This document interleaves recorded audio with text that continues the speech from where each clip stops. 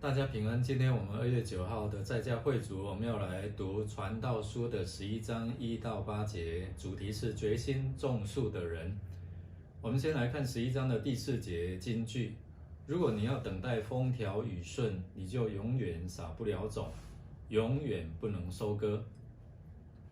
那经文再要提醒我们，人要投资长久必有收成，不过要记得分散风险，因为未来你不知道会发生什么样的事情，就好像我们面对这个新冠肺炎的疫情一样。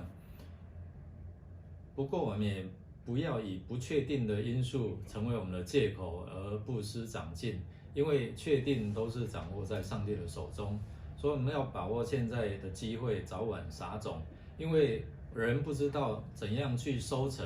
能享受现在的实在，好过长久死亡的空虚。那从2017年，其实我们开始传递、分享新媒体如何影响到这个世代。那教会也因应这样的一个趋势应该起来透过新媒体的事工影响我们周遭的人，特别将信仰能够传播出去。到了2019年，我们的青年牧区就开始成立新媒体小组，结合原来的网络事工，那开始来学习新媒体的这样的一个事工。去年2020年，我们遇到了新冠肺炎疫情之后，我们才知道体会到这样的一个新媒体的影响力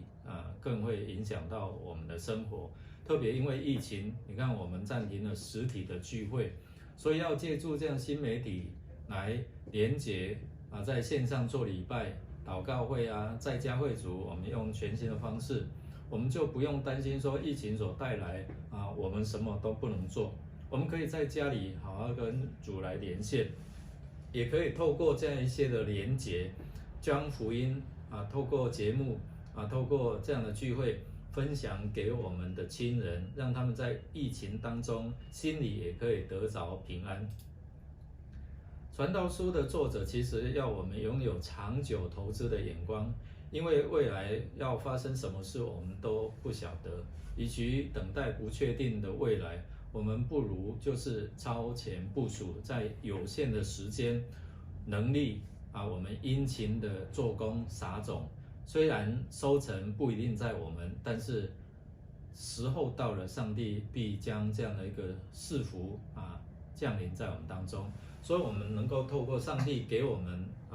预备好自己，然后能够在现在我们已经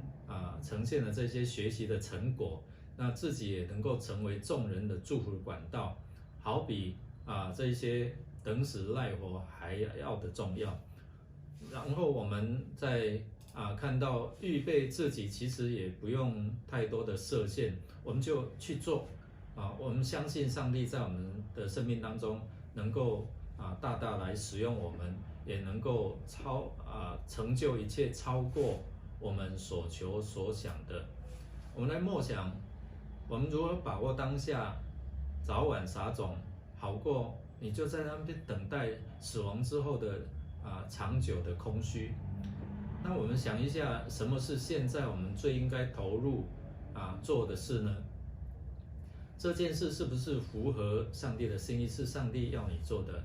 那我们要如何调整自己的生命的优先顺序？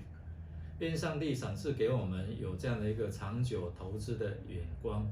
让你能够专注在重要的事情，也可能是在小事上。当你小事忠心，上帝也必将更大的事交给你。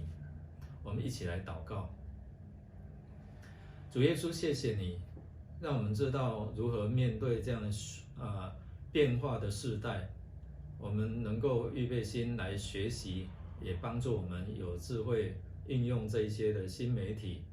能够传播你的福音，让众人能够与我们同得福音的好处。我们这样祷告祈求，靠耶稣基督得胜的名求，阿们。祝大家有美好的一天。